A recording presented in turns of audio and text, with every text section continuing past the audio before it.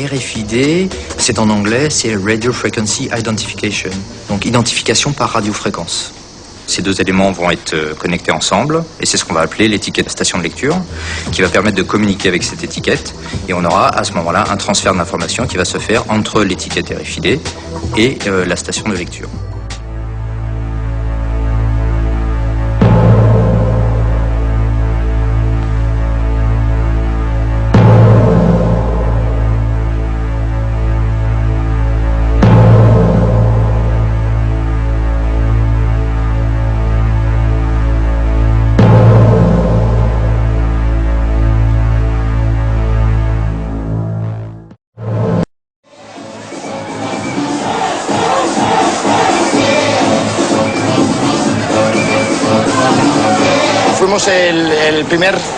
Nous sommes les premiers au monde à avoir utilisé la puce comme moyen d'accès à une zone VIP et comme moyen de paiement aussi. Je suis l'infirmière qui implante les puces ici dans la zone VIP de Baja Beach Club. J'ai implanté un peu plus de 90 personnes. Ils te mettent la seringue comme ça et ça fait un plip.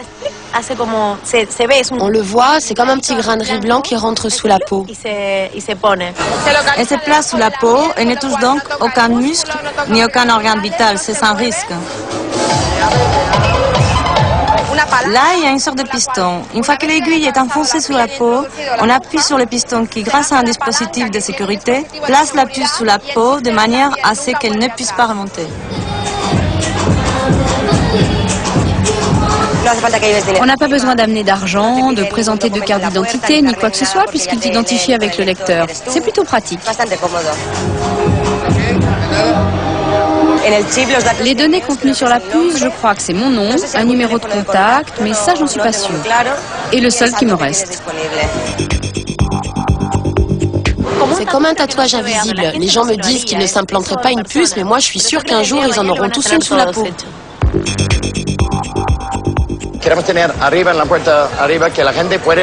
Nous allons bientôt installer un lecteur de puce devant la porte d'entrée du club pour que les clients puissent entrer et sortir tout seuls, comme s'ils étaient chez eux, sans avoir besoin de passer à chaque fois devant un portier. C'est une façon très VIP de rentrer en boîte, sans avoir besoin de parler à personne. Je suis arrivé ce matin pour me faire enlever une puce électronique que je me suis fait implanter dans le bras. Quand je me la suis fait implanter, c'était à minuit, il y avait de la musique, j'avais un verre de caipirinha à la main. Ça fait partie des interventions un peu casse-pied, je dirais plutôt. Mais c'était pas sous la peau du tout, hein, contrairement à ce qu'on pouvait croire. En fait, c'était absolument pas sous la peau, c'était dans le muscle. L'infirmière du Baja Beach Club qui m'a implanté la puce me disait que c'était entre la peau et le muscle. Il s'est avéré qu'apparemment, elle était beaucoup plus profonde et qu'elle était dans le muscle.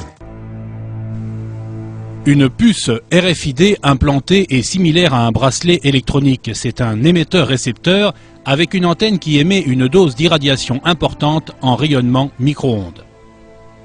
Comme pour le téléphone portable, cette antenne possède une zone dangereuse dite de sécurité qui ne doit pas être au contact des tissus vivants. La zone de sécurité de l'irradiation en hyperfréquence micro-ondes de l'antenne émettrice omnidirectionnelle d'une puce RFID implantée est d'environ 1 mm. En conséquence, cette irradiation est directement au contact des tissus humains, dans le cas d'une implantation sous-cutanée. La notion du rapport dose sur temps d'irradiation est fondamentale dans le cas d'une implantation sous-cutanée d'une puce RFID.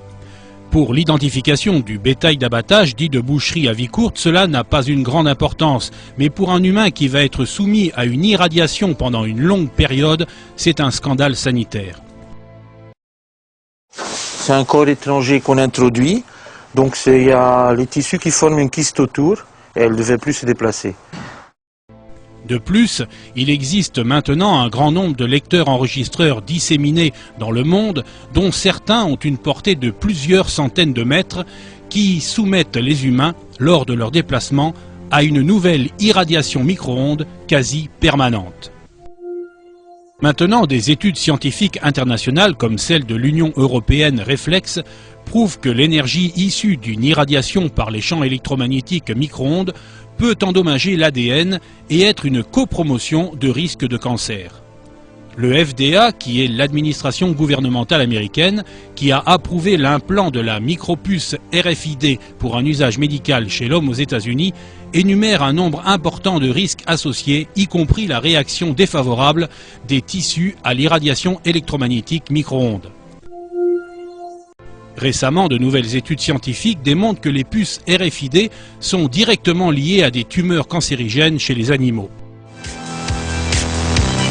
Nous avons une espèce de patrimoine commun tous ensemble, qui est forgé comment? Eh bien, par notre identité à tous, par nos droits fondamentaux à la protection des données inhérentes à notre personne. Eh bien, c'est un capital global, humain, qu'on doit tous ensemble protéger. Quand les technologies dont nous parlons seront allées trop loin et qu'elles auront entamé ce capital, on ne pourra plus le reconstituer.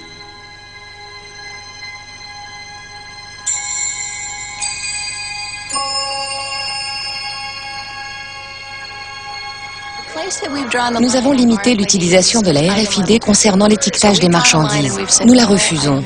On ne doit pas pouvoir mettre des étiquettes sur des marchandises que les gens achètent, portent, louent ou utilisent de quelque manière que ce soit. Cela risquerait de poser de sérieux problèmes.